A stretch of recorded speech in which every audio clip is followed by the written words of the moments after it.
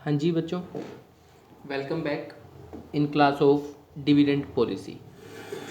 बच्चों, dividend policy के दो स्कूल्स, उन दोनों में दो दो मॉडल्स हैं, ये बात हमने की थी।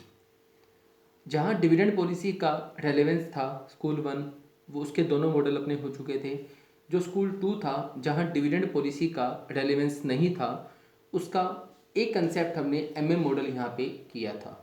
आज हम स्कूल टू के ही अपने सेकंड एंड लास्ट टॉपिक पे इस लेसन का जो है उस पे आते हैं, जिसका नाम है बच्चों रेजिजुअल कंसेप्ट।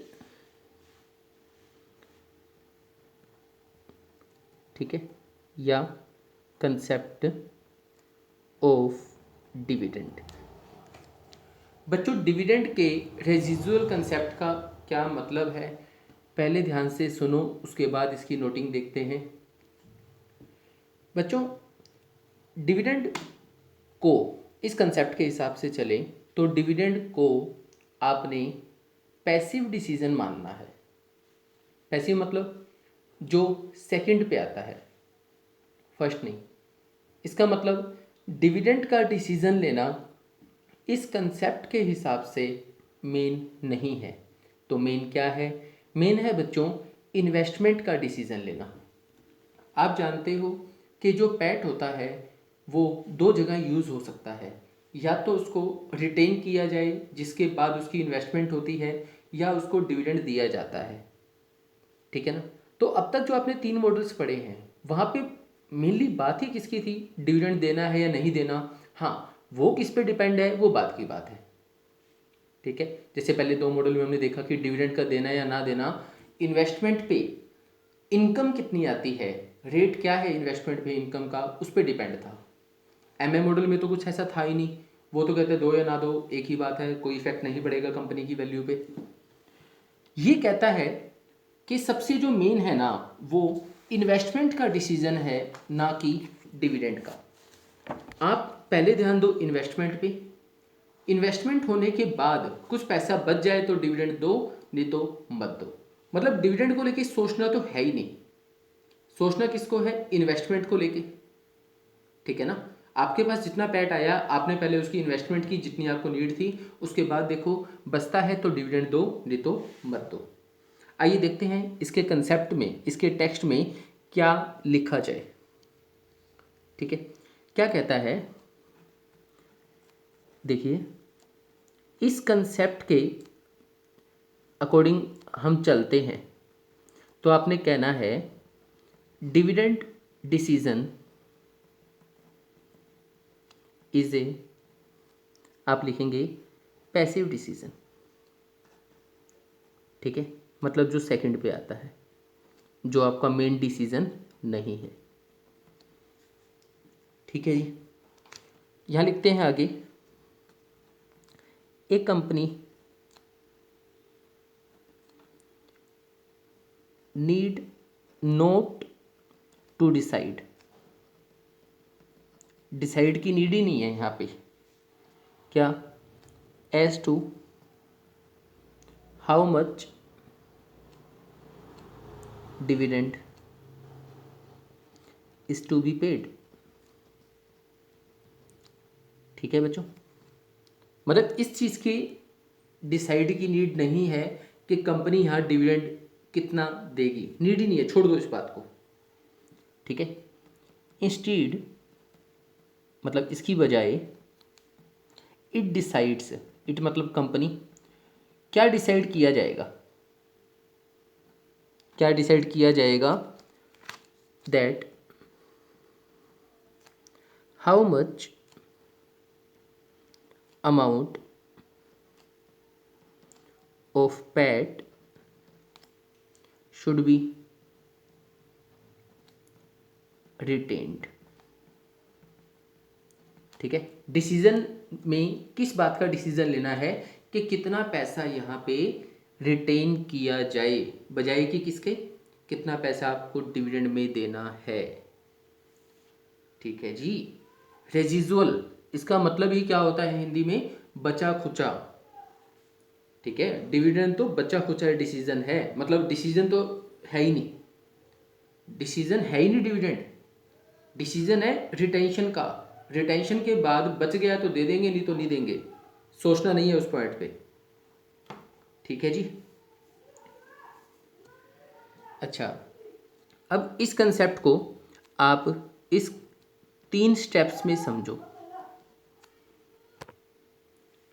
हाँ जी, पहला स्टेप आप यहाँ लिखिए, डिसाइड। डिसाइड कीजिए क्या, लेवल ऑफ कैपिटल, जो आप पैसा लगाते हो बच्चों इन्वेस्टमेंट में, कैपिटल एक्सपेंडिचर्स होते हैं ये, तो उसका क्या लेवल होगा उसको डिसाइड किया जाए। ठीक है, हालांकि ये किस पे डिपेंड होगा, इट डिपेंड्स ऑन, वही इन्वेस्टमेंट के मौके आपके पास हैं या नहीं है, इन्वेस्टमेंट अपॉर्चुनिटीज अवेलेबल। ठीक है ना, अच्छी खासी इनकम भी तो आनी चाहिए ना, ये थोड़ा ना कि बिना सोचे समझे आप पैसा लगा दो। सेकंड में आपको यहाँ पे डिसाइड, जो नेक्स्ट पॉइंट का डिसीजन आपको यहाँ पे लेना है वो क्या है, यूज ऑप्टिमल, मतलब एक सही उचित फाइनेंसिंग मिक्स। फाइनेंसिंग मिक्स का मतलब आपको पैसा कहाँ कहाँ से लेना है उसका एक कम्बिनेशन आप यहाँ पे बनाओ। ठीक है ना। अच्छा, उस फाइनेंसिंग मिक्स में क्या डिसाइड किया जाएगा, find the amount, find the amount of equity financing needed, equity financing needed. बच्चों, रिटेंशन का पैसा होता है वो इक्विटी का ही हिस्सा होता है।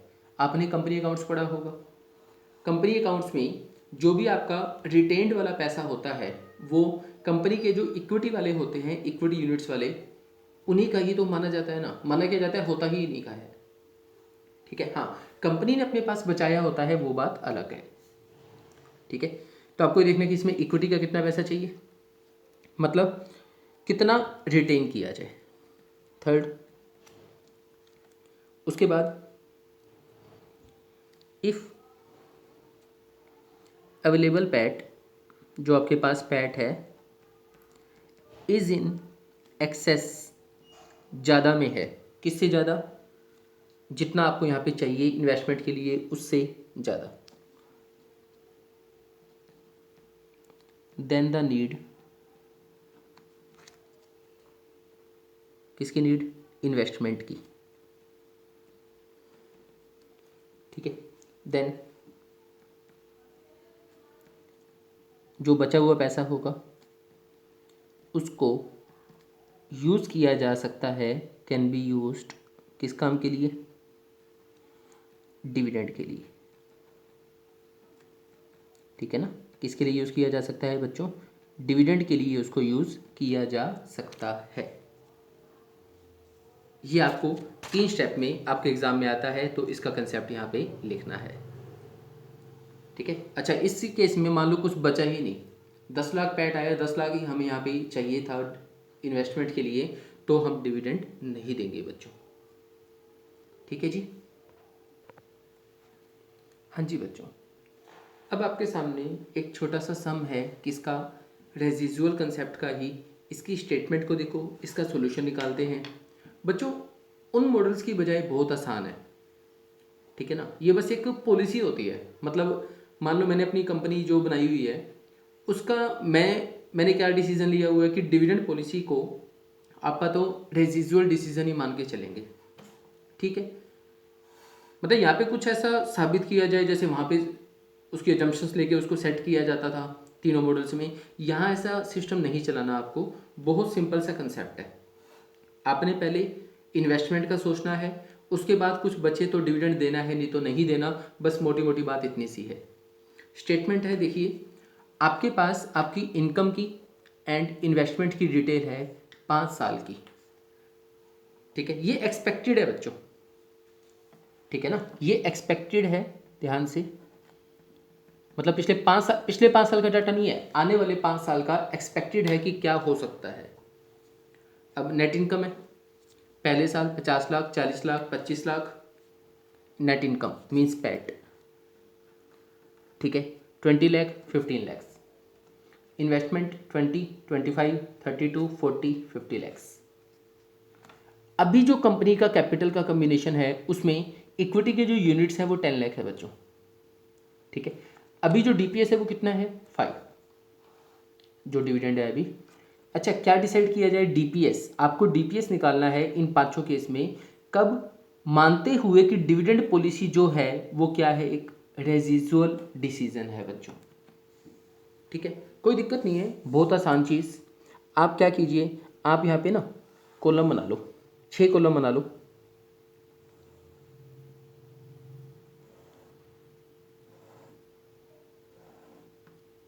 क्या क्या देखो, सबसे पहले यहाँ पे तो सीक्वेंस नंबर आएगा आपका, आसान सा। उसके बाद आप देखो कि आपके पास पैट कितने हैं। अब क्योंकि यहाँ पे इन्वेस्टमेंट आपका सबसे मेन डिसीजन होता है, तो हम यहाँ लिखेंगे इन्वेस्टमेंट सबसे पहले। उसके बाद हम देखेंगे बैलेंस कितना बचा बच्चों, बैलेंस बचने के बाद डीपीएस कितना आएगा। उसके बाद क्या हमें लोगों से भी कोई पैसा उठाना पड़ेगा, ठीक है भाई। ये तो हमने जो कमाया क्या उसी से काम चल जाएगा, या लोगों से, बैंक से, डेट कैपिटल से, या नया इशू निकाल के पैसा आपको उठाना पड़ेगा या नहीं। 5 है। इन पांचों केस में आपको ये देखना है, बहुत सिंपली, जो 5 साल की इनकम है बच्चों वो लिखो, 50 लाख, 40, 25 लाख, 20 लाख, 15 लाख। गिवन थी ये स्टेटमेंट, सेम लिखी हमने। अब आपको देखना है कि आपको इन्वेस्टमेंट कितनी चाहिए। इन्वेस्टमेंट हमें यहाँ पे चाहिए, पहले साल 20, 25, 32 लाख, 40 लाख, 50 लाख, ये बच्चों आपको इन्वेस्टमेंट चाहिए। अब 50 लाख आपको यहाँ पे चाहिए, पैड थे, इन्वेस्टमेंट कितनी चाहिए, 20, तो ठीक है पहले 20 निकाल लो। उसके बाद कितना बचा आपके पास, 30 लाख। अभी किसका है, फालतू ही पड़ा है, क्योंकि जितना इन्वेस्टमेंट के लिए चाहिए था बच्चों वो तो काम चल गया। तो जो आपकी इन्वेस्टमेंट यहाँ पे होने के बाद बैलेंस पड़ा है वो डिविडेंड दे दो, ठीक है ना। अब 30 लाख का आपका डिविडेंड है, इक्विटी वाले कितने हैं, 10 लाख है, तो जब ये 10 लाख से डिवाइड होगा तो डीपीएस कितना आएगा बच्चों, 3। क्या आपको कई लोगों से पैसा उठाने की नीड है, ना ना। 20 लाख की इन्वेस्टमेंट चाहिए थी, 50 लाख आ गए थे, हमें कुछ भी नहीं चाहिए लोगों से, ठीक है। 40 लाख पैट है, 25 लाख की इन्वेस्टमेंट चाहिए, तो वो होने के बाद कितना बच गया, 15 लाख आपके पास बैलेंस बचा, ठीक है। इक्विटी वाले आपके पास है कितने, 10 लाख, तो डीपीएस आपका बचेगा 1.5। लोगों से कितना उठाना है, कुछ भी नहीं, क्योंकि प्रॉफिट्स अपने पास ज़्यादा थे। यहाँ देखो, पैट है 25 लाख, इन्वेस्टमेंट चाहिए 32 लाख। हाँ जी, यहाँ पंगा है, क्या जी, 25 लाख हैं, चाहिए कितने, 32 लाख, बल्कि 7 लाख कम है। क्या इन्वेस्टमेंट के बाद कोई बैलेंस बचेगा, नहीं बचेगा। डिविडेंड की बात आएगी, मतलब ही नहीं जी, इन्वेस्टमेंट के लिए कम है तो डिविडेंड को तो आप वैसे ही पैसे में मानते हैं। अच्छा, कितने कम है, 7 लाख, ये आपको नए लोगों से उठाने पड़ेंगे। 20 लाख हैं आपके पास, चाहिए कितने, 40, बैलेंस बचा, बल्कि हम तो यहाँ भी कम में है, काफ़ी कम में यहाँ तो, बल्कि डिविडेंड का सवाल ही पैदा नहीं होता। लोगों से कितना उठाना है, 20 लाख, क्योंकि कम है। 15 लाख चाहिए कितने, 50, सेम बात, ना कोई बैलेंस बचेगा, ना डिविडेंड देना है आपको, बल्कि लोगों से उठाना कितना पड़ेगा, 35 लाख। तो ये आपका बच्चों एक्सपेक्टेड आएगा एक वे से कि आपको क्या चीज़ कैसे लेके चलनी है। अब इन सब में आप देख सकते हो कि हमने इन्वेस्टमेंट को मेन माना है, उसके बाद बचा है तो हमने डिविडेंड दिया है, नहीं तो हमने यहाँ डिविडेंड की बात बच्चों नहीं की। यही है आपका बस, ठीक है जी। तो ये आपके डिविडेंड पॉलिसी के सभी मॉडल्स यहाँ पे कंप्लीट होते हैं बच्चों। अब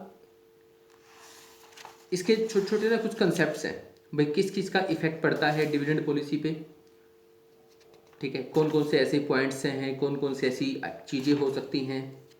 तो वो सभी चीज़ें ना बच्चों आप सिंपल इसका टेक्स्ट पढ़ना, जो भी बुक आपके पास अवेलेबल है, बाकी नोट्स कल तक मैं भी आपको डिविडेंड पॉलिसी के कंप्लीट भेज दूंगा।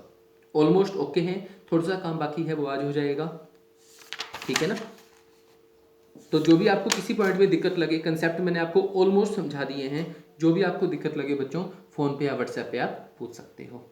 नेक्स्ट लेसन जो हम लेके चलेंगे इसका वो होगा कॉस्ट ऑफ कैपिटल का। बाय।